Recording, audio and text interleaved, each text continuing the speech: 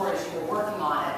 And I believe, if I understand it correctly, you've had this report for a while. Why have you just finally released it now? Is somebody asking you not to release it? This report was released by the Buckeye Institute, and they had it for a few months. They have scheduling issues. You'll have to talk. They've had a change in leadership at Buckeye. They had a whole bunch. You'll have to ask Buckeye rather than me. So I'd be happy to speak to that, and I'd be happy to take the blame for that because obviously we had a transition at the president level. I wanted to have some time to get up to speed and get ready to do the release and entice all of you wonderful people here for a press conference. So there was a little bit of delay. It was not ideological or political or tactical or anything like that.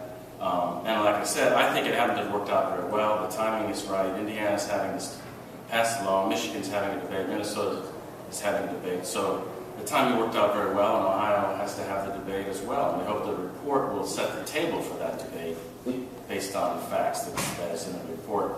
I appreciate you're all coming out. I won't take any more of your time. Can I ask one follow-up question? Go ahead. So even though Republicans aren't necessarily embracing this, nobody's asked you to hold this report back or anything?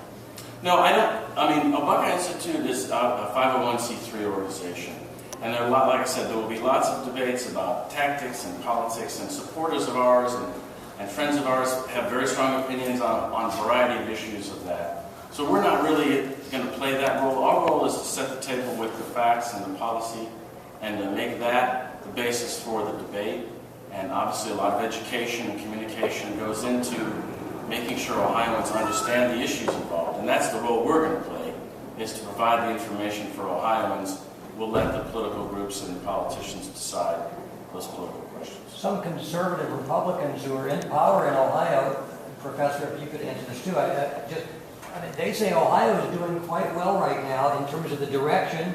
We're creating more jobs. We're moving up in the ranking of job creators.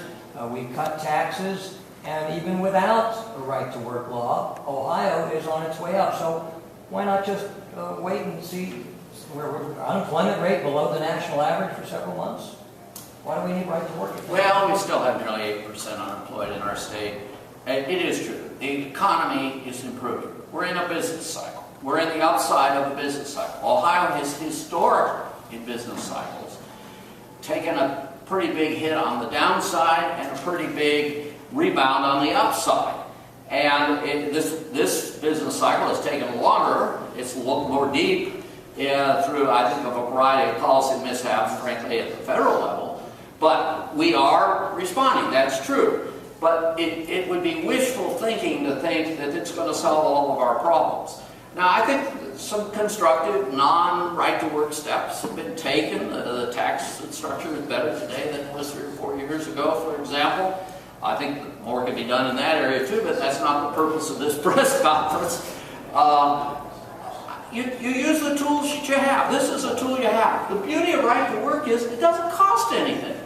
All you have to do is have the Ohio House of Representatives, the Ohio Senate, and the governor agree we want this. That's all it takes. I'll let others deal with the politics. I'm a mere struggling academic that will let others deal with the political issues. My view is from an economic growth, economic standard of life perspective, it would be a positive one for the state of Ohio.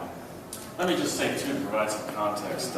Another report we do on a monthly basis is Ohio by the Numbers, which just came out, and the BLS redid all the numbers. Ohio, as I mentioned before, in the 90s, even the boom years of the 90s, was like 37th in the country in terms of growth. If we grew at those rates, the quickest we would be back to our unemployment peak, which was in March of 2000, would be 2017. So in other words, we'd have to 5 years of 90s type growth to even get back to even in terms of jobs.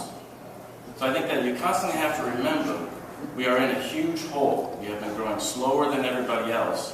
And as Dr. Vedder said, this is a cost-free in terms of the budget move that would put us on a much bigger footing in terms of economic growth. I believe the governor of Indiana said that he was finally convinced this needed to happen when he realized how many companies would not consider Indiana if they didn't make a change.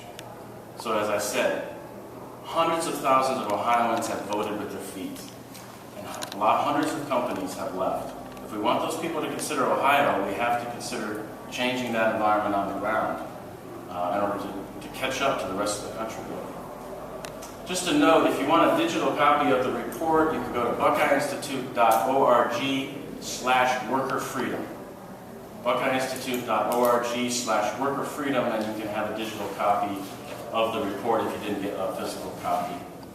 And you're not involved in the effort to get petitions signatures? No, the Buckeye Institute, again, is a 501c3. We're not allowed to enter the political arena in that way and argue for specific pieces of the legislation or specific candidates. We're just talking about the policy and its impact.